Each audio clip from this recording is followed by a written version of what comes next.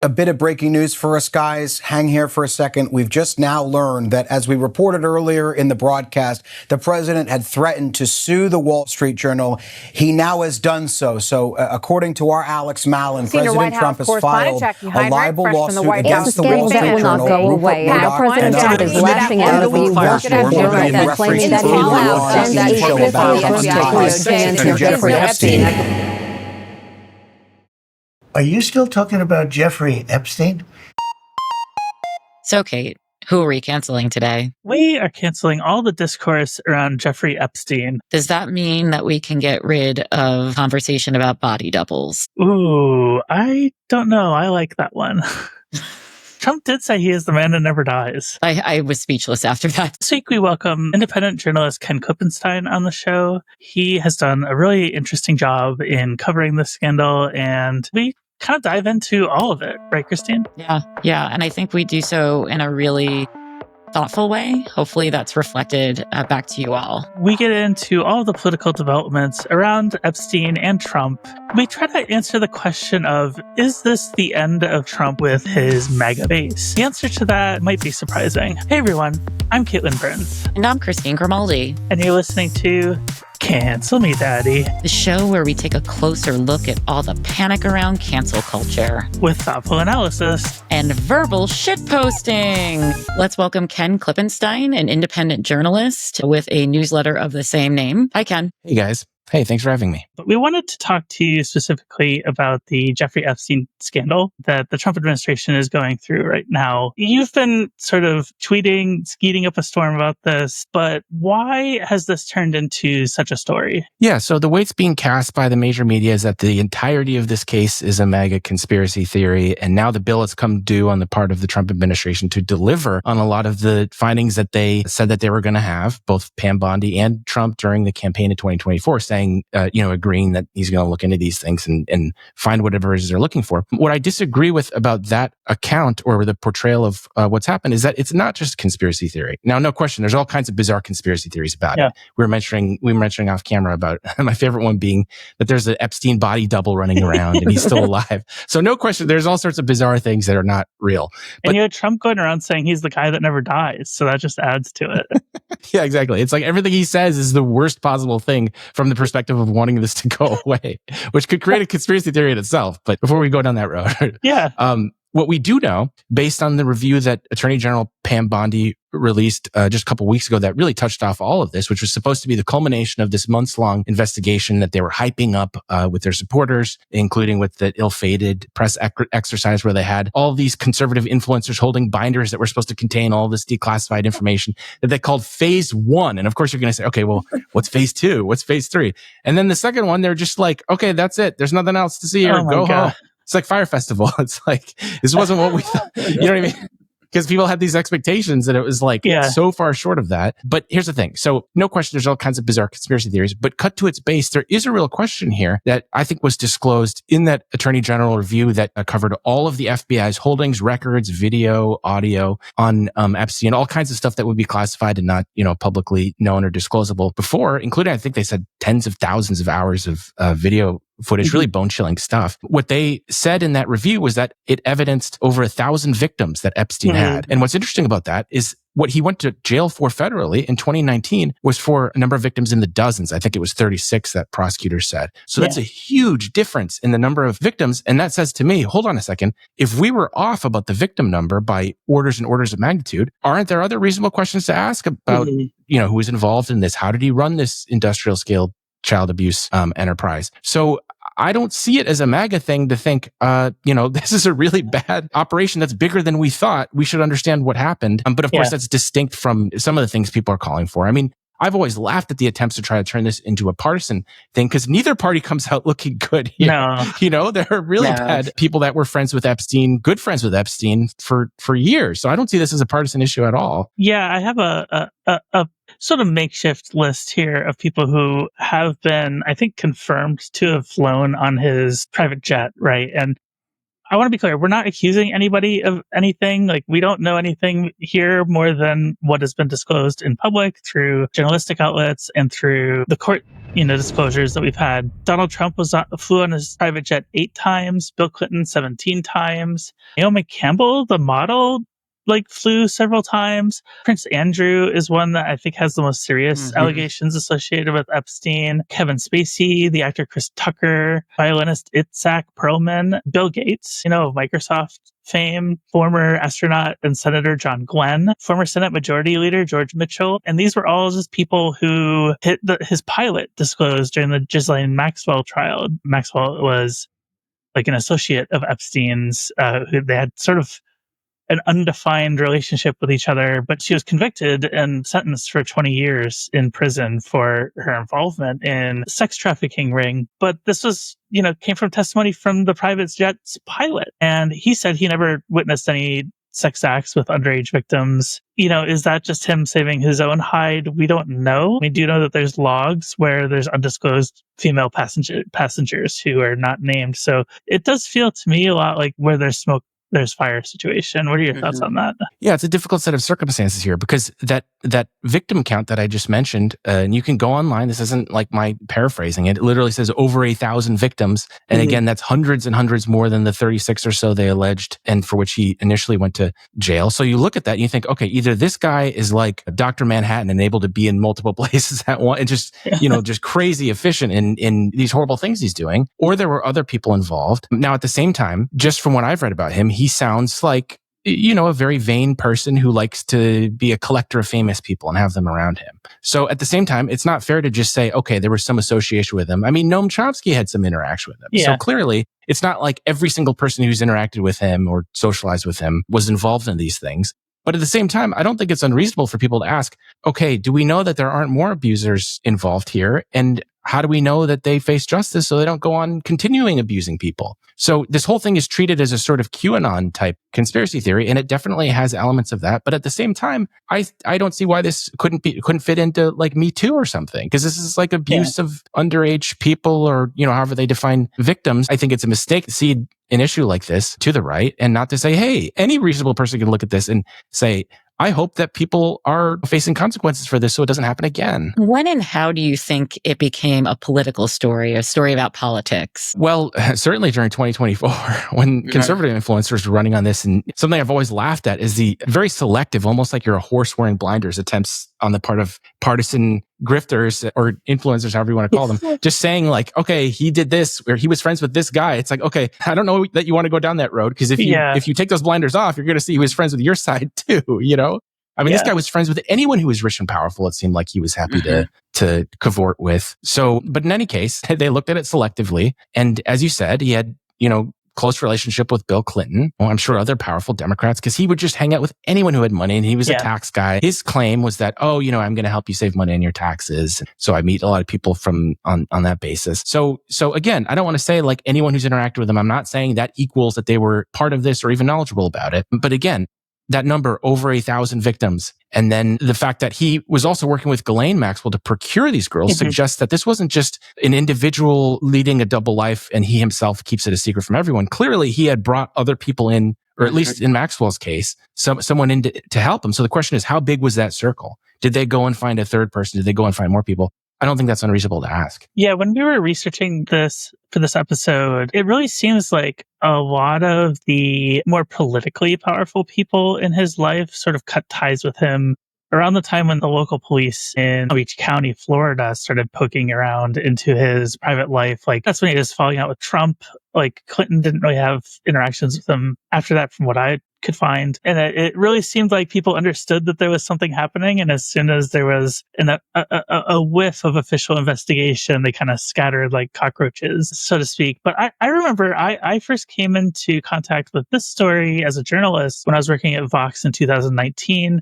There was the Miami Herald investigative report that was written by Julie Brown and a couple other people that really broke this story open. And I was on the politics team at Vox at the time. And I remember that Trump's former labor secretary, Alex Acosta, got caught up in that because he was one of the federal attorneys that worked on that like really soft plea deal that he got in, I think 2006 or 7, where he was accused of sexually assaulting basically several teenage girls. And he served 13 months in prison, was released early, and did a year of house arrest where he could still like travel all over the world as long as he returned within 24 hours. So this story has been around for a long time and has been associated with Trump for a long time.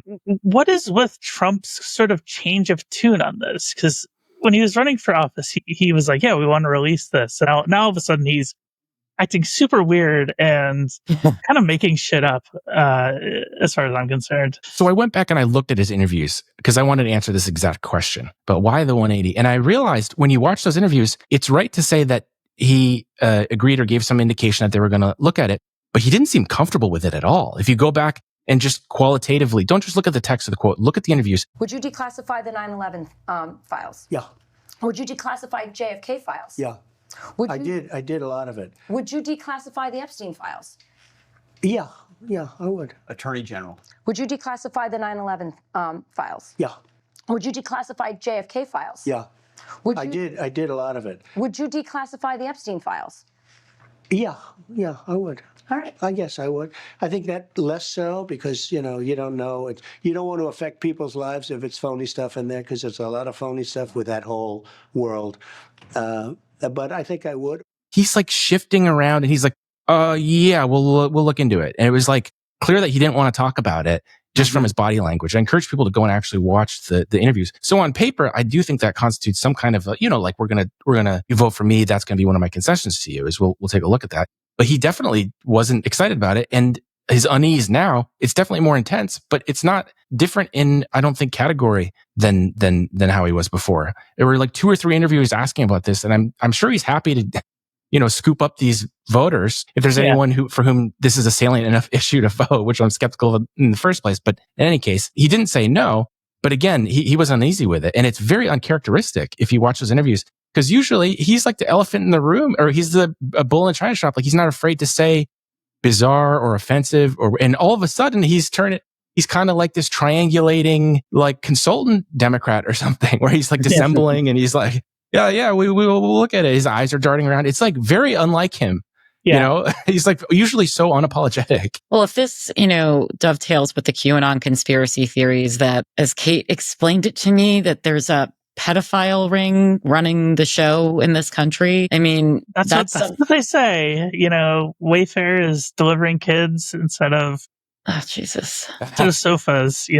Well, then, I mean, this list, if it does implicate Trump, then he's part of that instead of, I guess, not part of it, as I guess opposition to it. Yeah, I always found it bizarre that the Trump base ended up pursuing this issue because, it was not going to turn out well for them. And I don't know if it was just studied ignorance or what, because Trump was interviewed by New York Daily News in the mid 2000s. Yeah, and he's on record. You can find this. Yeah, this was an anonymous quote. I'll put it in the show notes.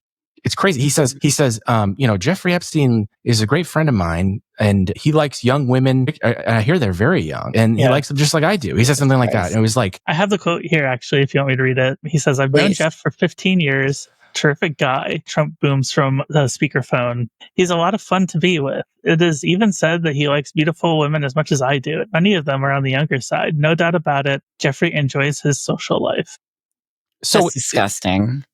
Right. It's horrifying. That is why I feel like the major media's way of handling this story and just sort of laughing at it as like the flat earth thing is a mistake. And honestly, I kind of empathize with even some of the crazies who make up these exaggerated theories about it.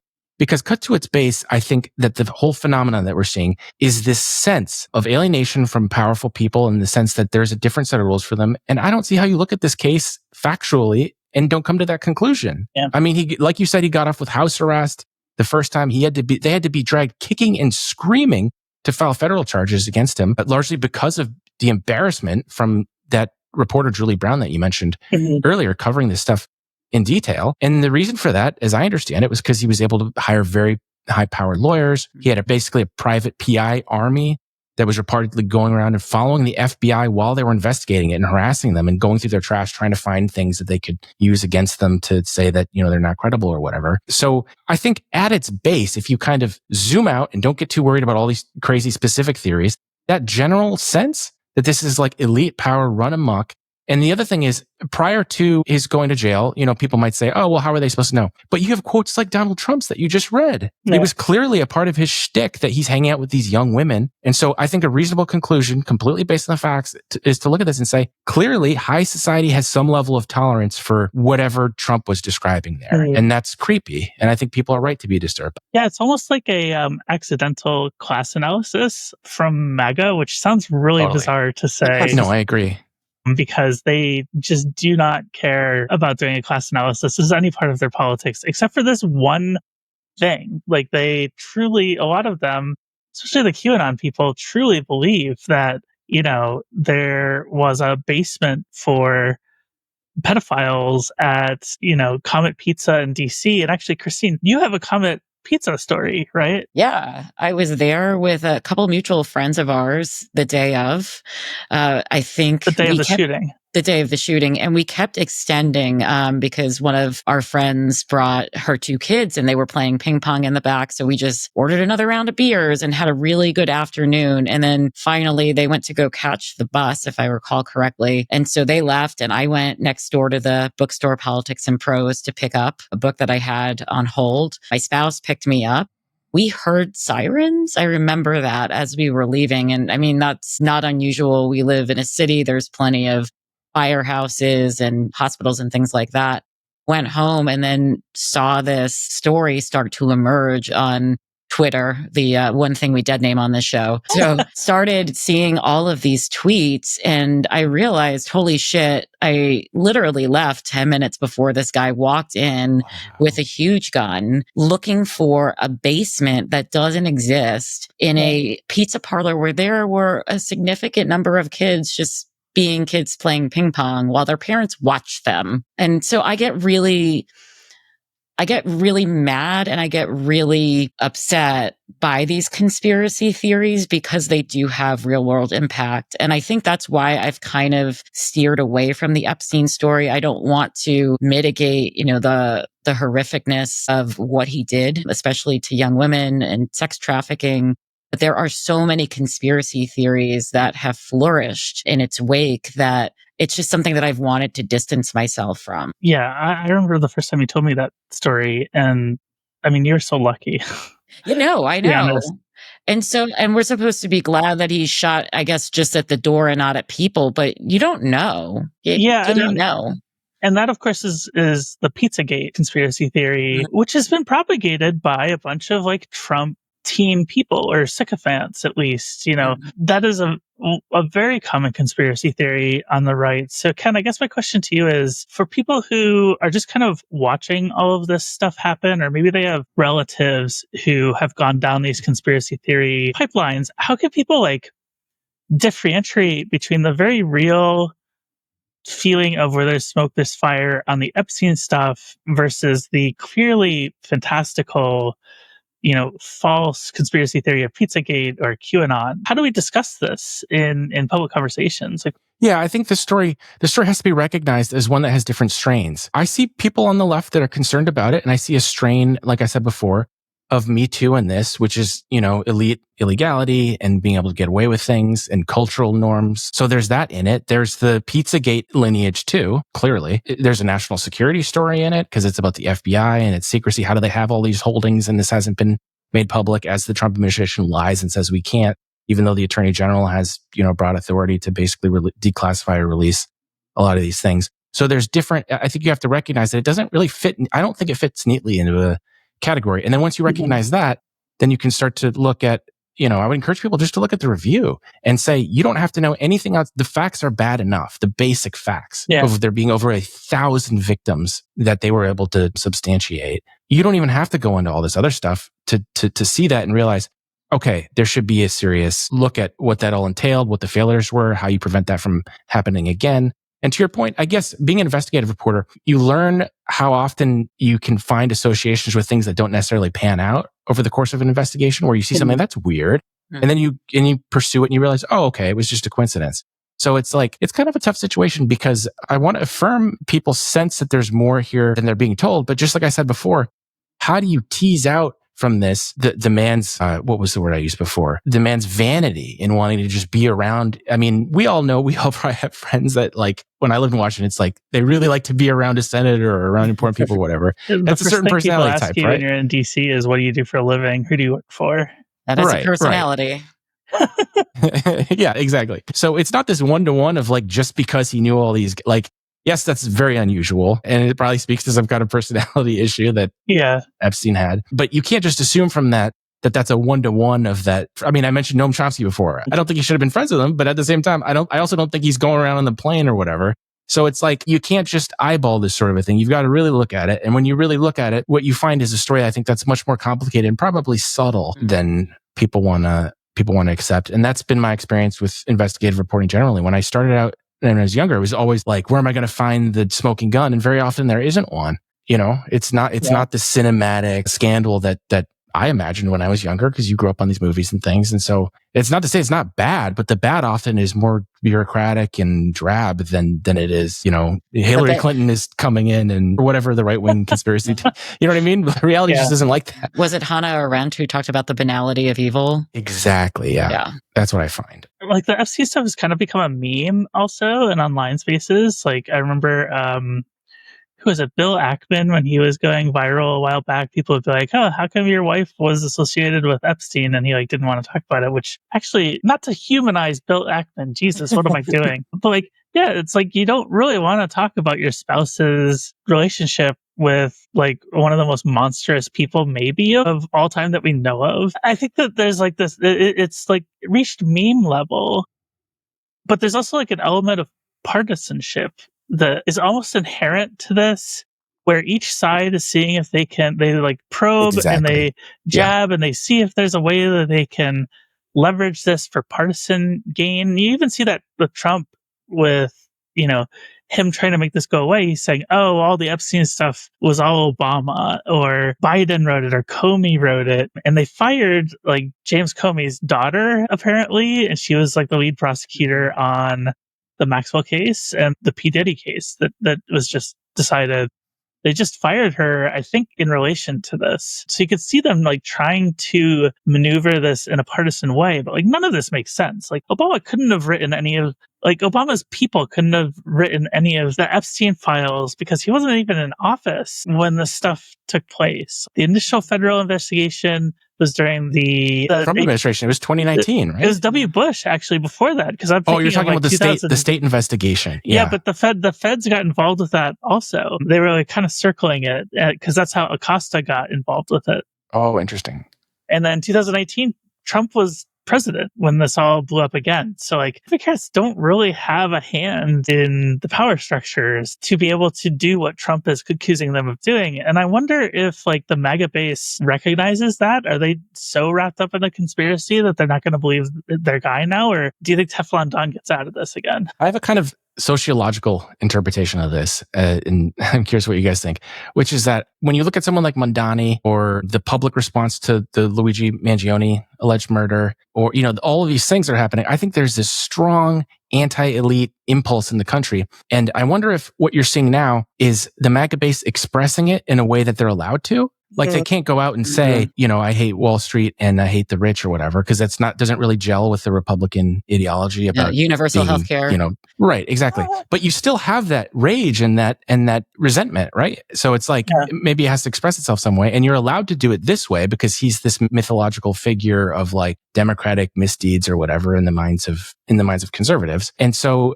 you know, something different is happening here, because this is the first like pushback I've seen from his base significantly. And I wonder if it's rooted in what's going on more generally. I saw polling on the deportations, and it's so interesting or polling on immigration. You could see American support for it decline, like during the campaign year. And then Trump comes into office and it's like a straight line up public support for immigration. So there's a general attitude of like not being down with what's happening. But I don't think MAGA is going to be able to come out and say, well, actually, we weren't really right on the immigration. So I wonder if they're trying to find a way to sublimate it, that like they can't. I don't know. I'm sort of armchair analysis here, but it's just so strange, because they've they've never criticized him like this before. It's extraordinary. The influencers and the things that I've seen them saying. It's like inconceivable to me a month ago that they would have said any of these things. So I wonder if it's symptomatic of something that's going on, like people's dissatisfaction with the system, with Trump, with everything. The other thing too is the media is not moving on from this. I've covered a lot of Trump scandals, mostly in his first term. There would be one thing one day, and then the next day there'd be 3 other scandals. And as a political journalist, like I couldn't keep up with them. In fact, I burned out really hard in the Trump years, and so I was basically burnt out for the entirety of Biden's term. But they don't seem to be moving on from this one. And I know it's only been in the news for, I want to say, a week or a week and a half now. But you're seeing not just the news media be obsessed with this. Like I'm a pretty heavy YouTube consumer. I see like random streamers are making videos about this. And I don't know if it's because like that's what the algorithm is telling them to make content about. There's so many people invested in this now. I don't see a way out for Trump, but at the same time, like I'm thinking about this and like his elite entitlement was part of his initial appeal. I mean, everybody remembers we can grab them by their pussy and they will let you.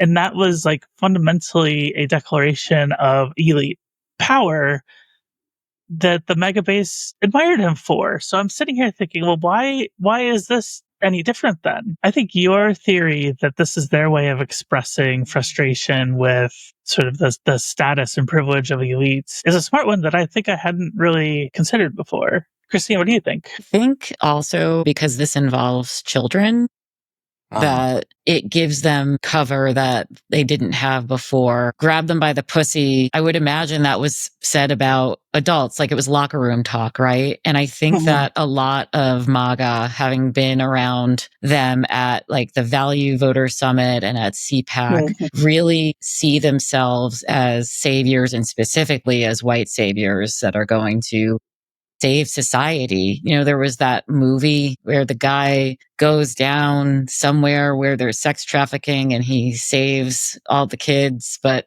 the movie is actually not based in reality, but it did like numbers at the box office, numbers. So I think there's that element of it, but I think Sound of Freedom. Yes, The Sound of Freedom. Yeah. Yeah. So I think there's that element of it. What makes me sad though is that this is the same party that also denies, you know, childcare, daycare. I'm trying to think all the things that you need to raise a child, anything systemic that would help families. Yeah, the education department. And so it feels really disingenuous for them to want to save kids or want to repopulate in the kind of pronatalism vein that they're going in when they don't have those values and are not applying them to our society. I also find it to be a second victimization of victims, survivors, because now they're seeing all of this being wielded for politics, whether I was just placing a lot of blame on Republicans, on MAGA, but Democrats too, because they want Trump brought down any way possible.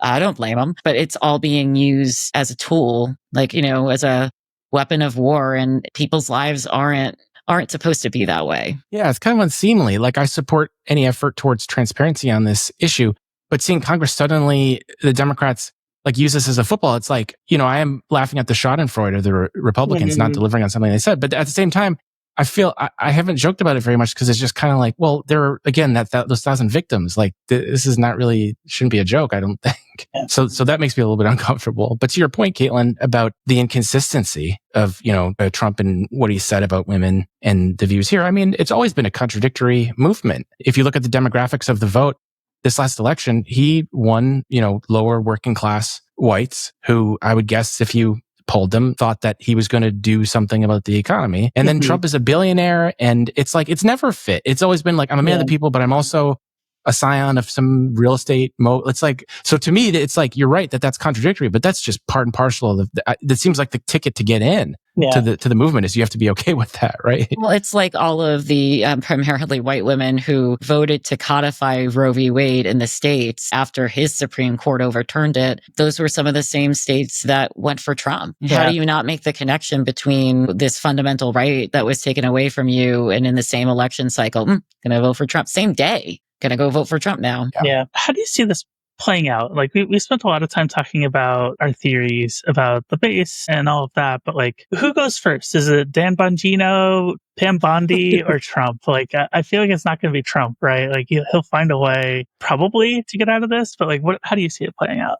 I'm heartened by what Congress is doing. I mean, you have bipartisan legislation introduced by Thomas Massey, a Republican, and then a Democrat, Ro Khanna, in the House, and they're saying they have the votes to actually pass it and force a vote on this question. So that will be very interesting to see how it plays out, because it's not just Trump's fat in the fire. You saw Speaker Johnson saying Trump needs to disclose more, or whatever it was he said. I mean, this is really extraordinary. Yeah. It's basically the entire party. So, I mean, you have the question of Congress and what they're going to be able to force out.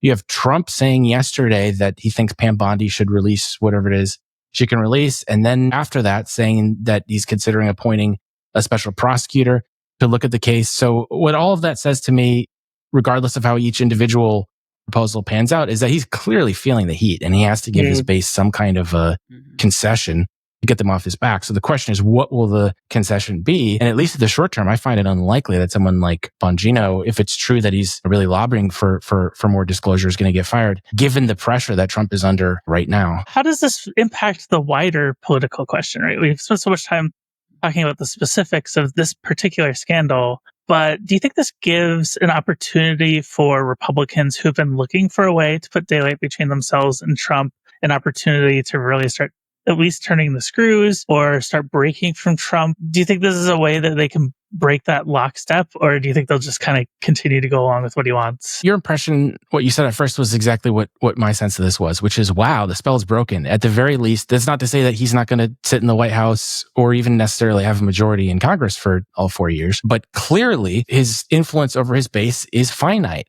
And we didn't really know that before this, because it was just this blizzard of executive orders, including things that were unpopular. I'll give you an example. The notion that you're going to end birthright citizenship, that's a very unpopular position. And they've done polling on this, including on the part of the Republican Party. I think it's still a majority of the Republican Party opposes that. They've polled them on questions like, should he ignore the Supreme Court? Majority opposes that. But you didn't see it articulated. Like, they would express that if you interviewed them in the form of these polls. What this shows us is they're willing to articulate that now. And I don't think that you can put Pandora back in its box once they've done that, because there's a whole influencer economy around what am I able to say? And if you can see that guys like Charlie Kirk are looking around, getting a vibe of the room. They're like, well, it looks like the audience will let me criticize him now, so maybe I'll do this. So I think it's very unlikely that this is just going to go back to day one. I think it's bigger than the Epstein thing. This is about Trump's base and the mood of the country and what they think about Trump generally. I would say what I read the Epstein scandal like this month to mean is that the honeymoon is over. That first few months that a president has, where they're given the benefit of the doubt on a number of things by independents in the country, I think that's very clearly done. Ken, where can our audience find you? I run a Substack called KenKlippenstein.com, and I think that's the only Ken Klippenstein out there. So hopefully it'll be the first hit, and you can find my reporting and updates on there. Great. Thank you so much. Yeah, Ken, thank you. Thanks so much for coming on the show, and welcome to the Cancel Me Daddy family. My pleasure, ladies. Thank you. Thank you so much for watching. If you like this episode, go ahead and give it a like and hit subscribe, and tell us what you think in the comments. Thanks everyone for listening. I just want to let you know that we're doing a members-only live stream on July 28th at 8 p.m. Eastern. If you want to take part in that stream, it will be open to Patreon supporters at the $5 or above tier, or any YouTube channel member. You can find out more at patreon.com/cancelmedaddy. Happy canceling!